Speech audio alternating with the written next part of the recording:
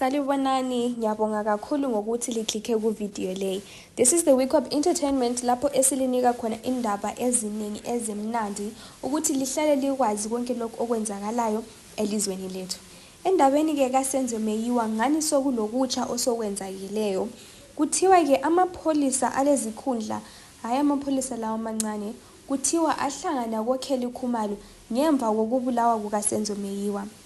Amapholisa lawo ayele meeting bonke behlangene nje besiyakhuluma izindaba esingazaziyo thina ngoba akukhulunywanga lokho ababekukhuluma mhla siyabona uKelly Khumalo endlini yakhe.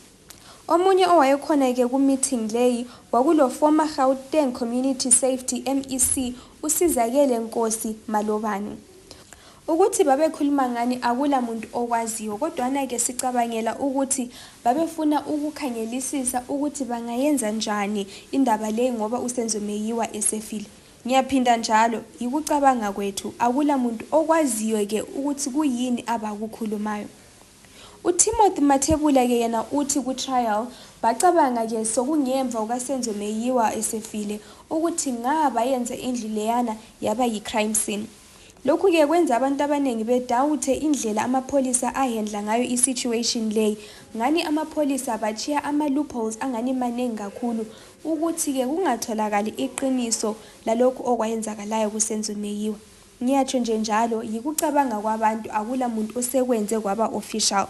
Yinko ke ukuphela kwevideo leyi, melela enye ivideo elandelayo and don't forget to hit the subscribe button.